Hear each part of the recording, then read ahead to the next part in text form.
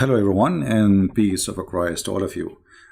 Today we had an opportunity to speak to someone who is extremely knowledgeable in Islam.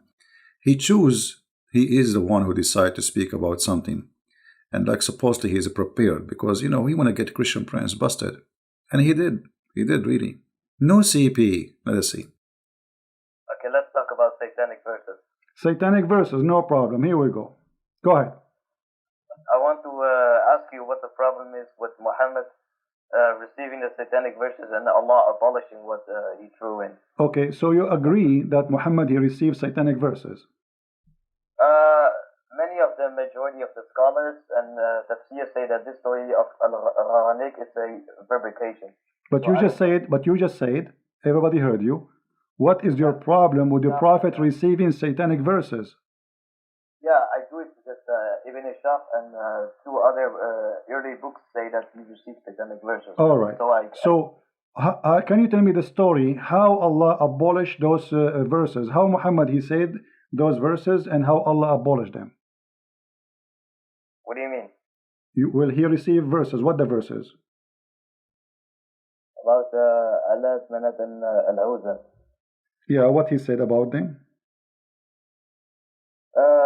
Basically, he was like praising the gods of the pagans, and later on he said, no, the pagans were happy with it, and later on he said, no, this is from Satan and not from God. Okay. And okay. So you agree with that? He agreed that his prophet received satanic verses not from God. He agreed. Okay. And he is saying, what the problem with that? Yeah, because it's in Ibn Ishaq. But wonderful. The majority of the scholars and Tafsir say it's a fabrication. Wonderful. My friend, we just heard all of you. What's your name, if you might say, so I can call you? Mahdi. So your name is what? Mahdi. Mahdi. Okay, Mr. Mahdi. You are welcome. I'm glad that you called me. You sound like a nice gentleman guy. Let us not to change the topic, please, one by one. You said you agree with the topic. You agree that the Prophet he received satanic verses. But it doesn't say in the Quran that Allah he said, can you make Quran like this? Right? Does the Quran say that? Asking you what the problem is with Muhammad receiving satanic verses. I'm telling you the problem. If the Quran saying nobody can make Quran like Allah Quran, and Muhammad he received Quran from the devil, and he did not recognize that this is not Quran from the devil. That's mean anyone can make Quran, including shaitan. Yeah, because it was like 3 verses. It's like meaning one verse that. It doesn't matter. It doesn't matter. Muhammad he thought it's a Quran, and Muhammad he recited as a Quran, and the Quran says nobody can make Quran like the Quran. So how the Prophet of Allah could not recognize that this is not Quran? Yeah, because Jibreel, Muhammad thought that he was receiving from Jibreel, but Shaitan, like he was tricking him into receiving these verses. Guys, did you hear? Shaitan was tricking Muhammad. So Muhammad is a fool. And what does that mean? That means Shaitan, it's possible that he is Jibreel.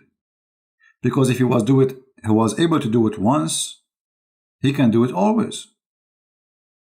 Correct? So now how we will know if Muhammad seeing Jibreel or seeing Shaitan? Listen carefully now. Your problem with the satanic verses since Allah okay, no problem. Listen, as long you are the one who agreed that Muhammad he received satanic verses, and you heard of the story that Jibreel or Shaitan he came in the image of Jibreel, right? How and what is our guarantee that not all the Quran is from a guy who came in the image of Jibreel and he's Shaitan? What is our guarantee that the verse is saying that Allah will abolish the Quran, which is from Shaitan, is not from Shaitan himself? Because the Quran message of the Quran is to worship the God of Abraham, Isaac, and Jacob, the one God. Okay, no problem. But if you worship wrong worship, still you are not following the true God. As an example, you're a prophet, he kissed black stones. You Muslims, you claim that you are not pagans. Well, is that from Satan or from Allah, kissing black stone? Oh, he's from paradise. It's holy. Where did Allah say to Muhammad, it's holy, kiss it? No. Okay, why he kiss it then? Because it's holy. Why it's holy? Because it's from paradise. Where it says that? It doesn't say that. So who said that to him? No, because in reality it's holy because it's from paradise. Okay. That's the reason it's So if a stone is coming from paradise, that makes... Guys, it's reality. It's reality. It's a stone from paradise. Hello? So what? Isn't it a stone who is located in paradise is the same as a stone located in the earth? Both of them, they are created by the same God supposedly. So what the big deal? This pagan religion, they worship any meteor fell down in the ground. It's a strange stone. So they take it and they worship it. Actually, if we go in the Hadith, you will find this. This is Sahih al-Bukhari.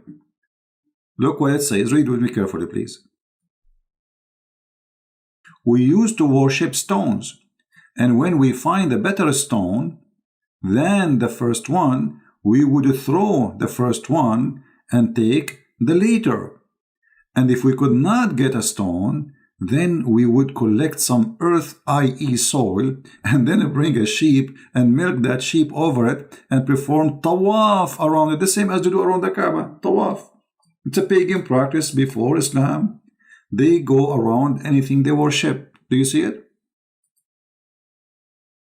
Alright, continue. Get holy. Yes. Okay, so when you go to heaven, you are going to kiss everything in the ground? No, that's different. That's when we are in heaven, but we are talking about the earthly life. What do you mean? We are now in the earthly life. We are not in heaven, so that's different. So what? If it's a stone from heaven, I mean it's a stone, and kissing a stone will make you a pagan person. Let me ask you, did this stone have a duty or it's useless? What? What do you mean? The stone, you see, we are talking about Muhammad receiving satanic verses, and obviously Muhammad, he received a lot of satanic verses. One of them is the kissing the black stone. So this stone, is it useless or useful? If you touch it, then Allah on the day of judgment will forgive your sin. Okay, guys, if you touch the stone, Allah will forgive your sin. All right. The hadith says, if you touch the stone in the Yemeni corner... Did you hear it? Did you hear it? What is this? If you touch the stone, Allah forgive your sin? This is what they say to us, Islam worshipping one God and etc. Islam is nothing but a cult. Let us continue. If you touch the stone in the Yemeni corner, Allah, He erase your sin.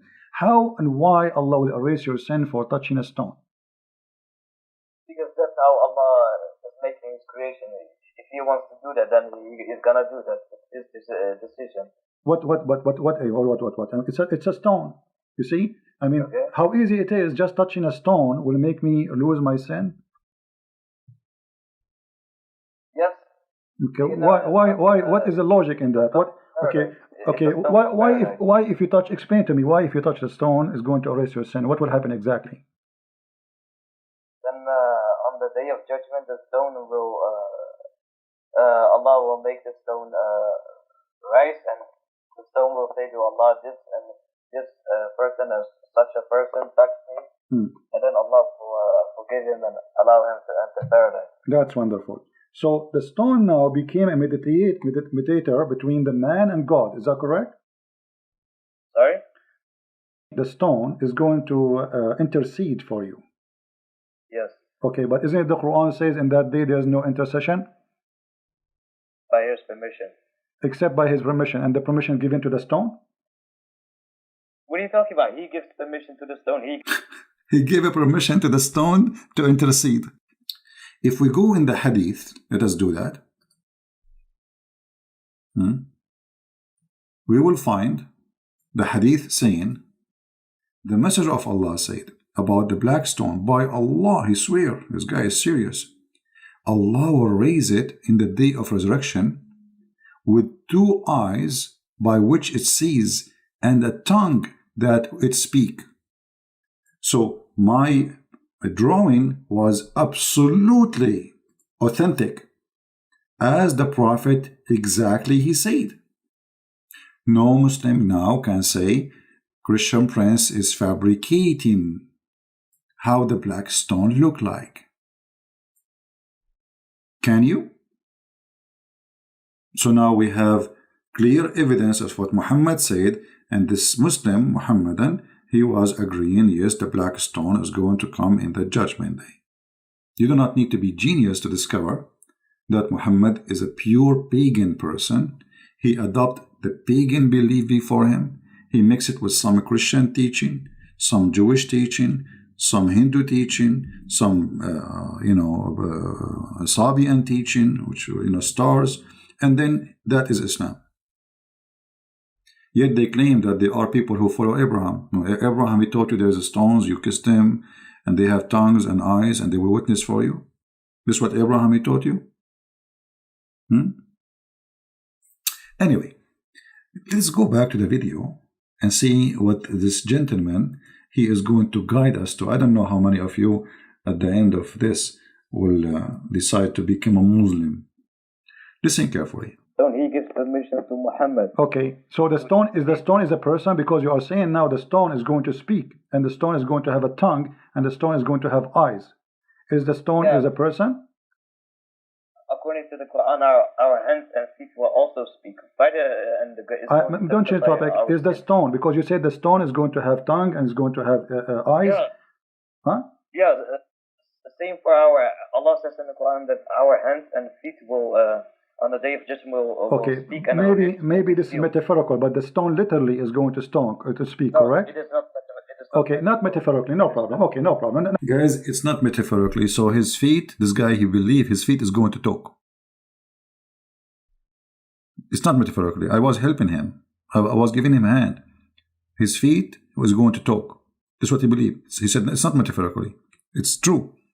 So when you go to Allah, so now look, we have many witnesses. We have your feet, your hands, and your. This is not metaphorically, Yeah. The Messiah, he said, this stone will witness for you. But he was talking about what? It's like, everything around you will witness in the judgment day. You cannot run away from what you did and what you said. Everything around you witness, but doesn't mean that the stone is going to talk. The Muslim, they believe in that literally, not metaphorically. Now, different Muslim, he will call me, he will say the opposite. He will say it's metaphorically. Why? Depending on the Muslim, how honest he is. This guy is being honest. Let us see. Not metaphorically. So the stone is going to witness for you in the day of judgment. Witness to whom? About what? Isn't Allah knowing everything? Oh, my friend, that is very stupid of you to say. I can raise 1,000 questions for you if you. No, we are talking about making satanic verses. What is my guarantee that this stone story is not from Shaitan? Let me show you something. Did Umar ibn Khattab, he say that you are a useless stone, there's no harm and there's no benefit from you? Did he say that? That if Prophet would have not kissed it, I would have not kissed it. Thank you very much. But he said, you are a useless, harmless stone. Yes or not? It is not useless. He said that. He said, no doubt that you are a stone, can neither benefit anyone nor harm anyone. Did he say that or not? That is not true. It does benefit because Allah will forgive you. So you are saying Umar ibn Khattab, he did lie? No. Okay, if you know, well, he said the hadith in front of me and you speak Arabic. Yeah, but that's Umar ibn Khattab. That's not the Prophet. Okay, but if Umar ibn Khattab saying something not true, it's a lie then. No. What do you mean no? Either you agree with him or you don't agree. No, did he tell the truth when he said that? Did he tell the truth when he said that this stone is useless? Yeah, he said that, but the Prophet did not say that. Okay, so the Prophet contradict the teaching of Umar ibn Khattab, correct? The Prophet's teaching contradicts the statement and assumption of Umar ibn Khattab, yes. Okay, so Umar here was lying. No. What he was doing? He made his own assumption. Okay, how a person who is living in the time of the Prophet all this time, he thought that the stone is useless, and now he is practicing kissing a stone. yet he knew it's useless. Why? How come nobody? How come none of the Muslims says to him, "Don't say that. It's useful." Because the stone, it's literally a stone. It doesn't, like, it will benefit us, but Umar ibn Khattab wasn't talking about this benefit on forgiving sins on the day of judgment. He was talking about benefit of that the stone is like a stone. It doesn't do anything to anything. Okay, hold on. He's saying unless because the Prophet he kissed you, I'm kissing you. He is saying you why he is saying it's useless. Kissing you is useless. So this is about now and later. Kissing you is useless. But you said the one who touched the black stone is going to witness for him in the day of judgment. Umar al-Khattab is getting your Prophet busted, saying it's not true. It's a lie. It's just a stone. No, he's making his own assumption. Assumption. So he is making false assumption, correct? His assumption is not true, no. Yeah, it's a false assumption. So let me go. So if we go in the Quran, it says that Allah. Do you notice he is struggling? He don't dare to say Umar is lying. But the fact Umar is not lying, he's saying the truth. This is a stone is useless. Nobody dare to say Umar was telling a lie here. But Umar here is totally contradicting Muhammad's teaching. And how Umar became a caliphate, and how Umar is a leader and his companion, and yet he do not know what Muhammad said. How Umar have wrong understanding. There's no way. Anyway, then we go back and then we talk about Muhammad. Let me move the video a little bit. Muhammad is going crazy. Muhammad is going crazy. Let us see, maybe here. Your Prophet, according to the Muslims, he was under the control of a black magic. Is that correct? Black magic is not shaitan. So what it is? It is magic revealed by Hawad and Marut. Okay. It has nothing to do with shaitan. Okay, so your God Allah, he sent 2 angels to open a school of Harry Potter, and they teach magic. But who is the one who will use? You are the one saying that to me. Why you are laughing? Guys, he's laughing. I mean, that's what you're saying. Allah, he sent 2 angels to open a school in the Babylon Tower, like Harry Potter. Have you ever heard of a God? He sent angels to teach magic? Hello? He is a God, yet he is teaching magic? And he sent 2 angels, their specialty, they have a PhD in magic skills, brother. And their name is Harut and Marut. Look at the names. Have you ever heard of a satanic God more than Allah? I mean, what kind of God? He sent 2 angels to teach what? To teach us how we can make a man and the wife divorce. Tell us more, please. One saying that to me, why you are laughing?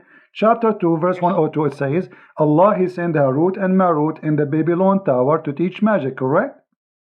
Yes. Okay, so they open a school of magic of Harry Potter in the Babylon Tower. Now, who is the one who learned from them the magic?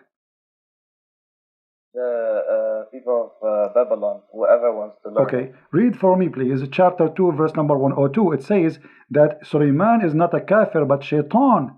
They are the kuffar, who they are teaching the magic. Does it say that? Sorry, can you show me? Okay, with chapter 2, verse 102. It's on the screen. You My can read. English is not that good. No problem. Here we go. وما كفر سليمان ولكن الشياطين كفروا يعلمون الناس السحر وما أنزل على الملكين ببابل هاروت وماروت. So who is the one who is practicing the bad magic on mankind? Is shaitan. The Quran says that. So your prophet was controlled by the black magic, controlled by shaitan. No. The 2 angels teach magic, but Allah says in the Quran that whoever does accept teaching this magic, he will enter hellfire. My friend, does it say there that shaitan? Guys, Allah, he sent 2 angels to teach magic. And Allah said, whoever accepts teaching the magic, he will go to hellfire.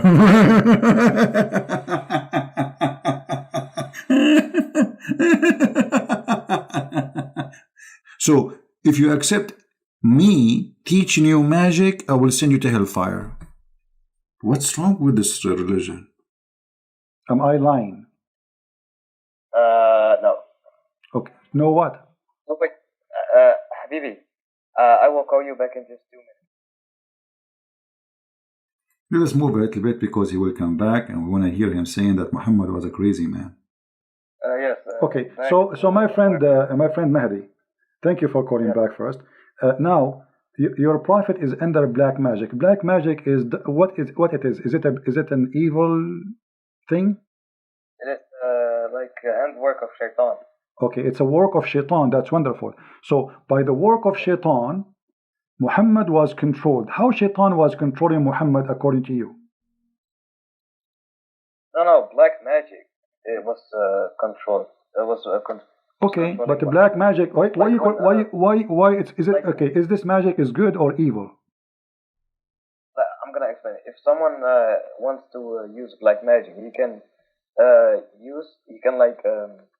make the person they will use the black magic on crazy, or they can do whatever they want. They can divorce his wife. Okay, so you are saying that the one who did the black magic to your prophet, he made him crazy. If someone wants to, yes, but this black magic only lasted for 1 year, according to yes, he made him crazy. Yes.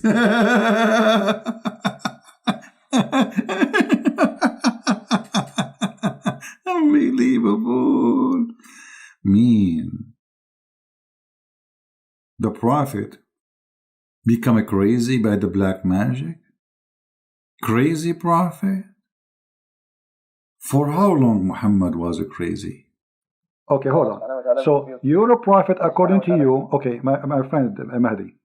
You're a prophet, he became crazy because of the black magic. And you are the one who said they can make you crazy. So your prophet became crazy because of the black magic. How we can trust a crazy man, as you said, to be a prophet of God? It lasted only for 1 year, according to Ibn Ashar. It was only for 1 year he is crazy.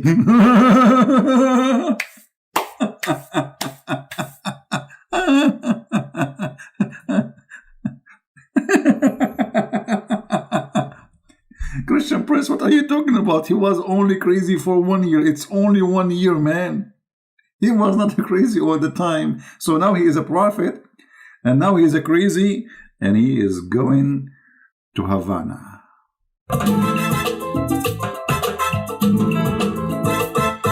Crazy man became a prophet. Crazy man became a prophet. Crazy man became a prophet. Crazy man became a prophet. Hey, it's official now. So I want people to take this recording and share it around. The Muslims agreeing that their prophet is crazy. But he was only crazy for 1 year. It's just 1 year, Christian Prince. Not much. It lasted only for 1 year, according to Ibn Ashar. 1 year? Okay, 1 year. How many Quran he made when he was crazy? Guys, our friend Mahdi, this is very important, he said, he was crazy, Muhammad was crazy for 1 year only. Okay, how many years Muhammad was a prophet in his lifetime? 23 years. 23 years. So we can say... Guys, we have to be honest here. I mean, come on. The prophet was crazy only for 1 year. I mean, what a big deal. So he was crazy for 1 year, and he was a fool for the rest of the years. Man.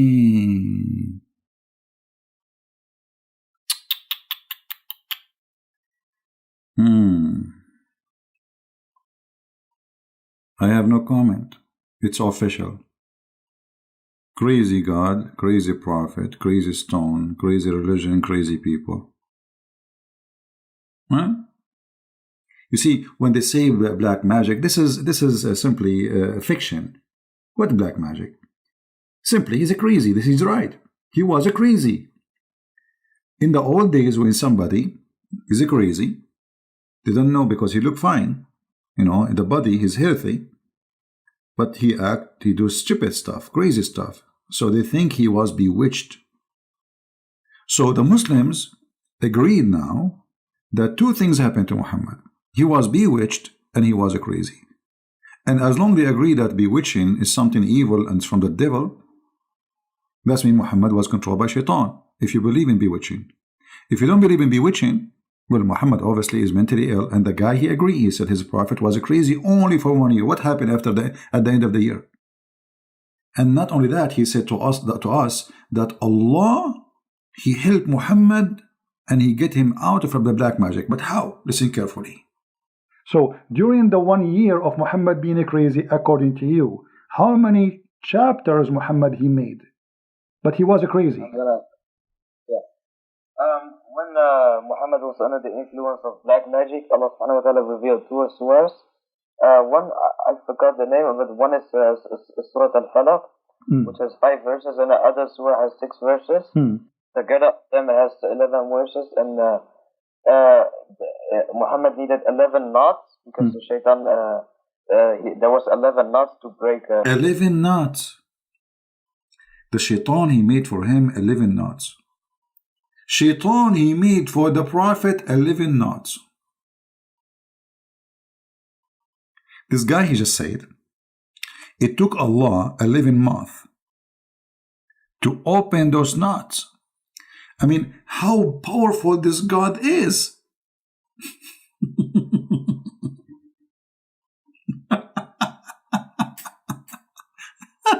Why Allah is so slow? Why it's taking Allah 11 months to open 11 knots? I can open them in 15 minutes maximum. 11 months to open a knot. This is a nutty story.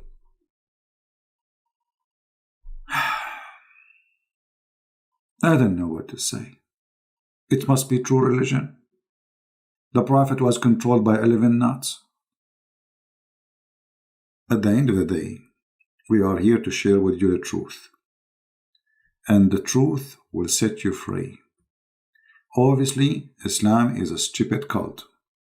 And I don't think anyone here have a little honesty after all what you heard just today. You will believe Islam is not a stupid cult. You see, there's many cults, they are smart. But Islam is a stupid cult.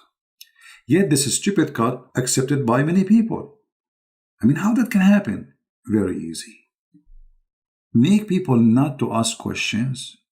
Make them be afraid from asking the question. Refrain from even thinking about questioning. Then Islam is good. The second you start asking questions, Islam collapses. Today's video is really important. I hope people will download it, share it. Because at the end of the day, maybe now you learned, but there is somebody else who needs you to save him. Muslims, they try to deceive youth, teenagers. You don't want your son to come back home one day and say, Dad, I want to be a Muslim, or Mom, I became a Muslim. Why? Because you did not do your part. And if you think those things will never happen to you, you are mistaken, my friend. There's many people, they never thought that their kid will go to Islam. They go to school, they see Muslims, and Muslims are very well trained with the art of deception. So you need to help yourself. It's your duty to save your family. At least save your family. I mean, come on. There's millions on the internet posting videos lying about Islam, including people claim to be Christians. So your family, they are in a risk of deception. You heard the story of the guy from Australia who found suddenly a video on YouTube that his son, who is 16 years old, joined ISIS and he commits suicide bombing. How sad. 16 years old kid. They destroyed him. Literally destroyed him. Why? Because his parents, they did not take time to explain to him that Islam is a dangerous, filthy cult. So it might be Islam is funny and is stupid, but Islam is dangerous. If you don't believe me, you open your TV and watch. How many today only, they are slaughtered in the name of Allah? In Africa, in Nigeria, in Ethiopia, in everywhere. I laugh, I make you laugh. It's a comedy, but this is a very sad comedy. So really I appreciate all of you, and I pray that the Lord always will be with us, to help us, to save the Muslims, to love the Muslims, and not to fall in the trap of hate, because hate is a trap. We don't want to hate them. We want to hate the devil, which means hate. Hate the hate. Love the people. If you listen to this guy who was talking to me, you can tell this person is very simple. He thinks he's smart. He thinks he's genius. He thinks he knew it. He thinks he's getting me busted. But the fact, it's a comedy. It's a sad comedy. This is the video we were watching. You can download the previous one if you did not get it yet. It's called Coffee with Christ versus Coffee with Muhammad.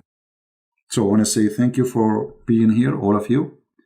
Until then, Christ is Lord. Islam is false.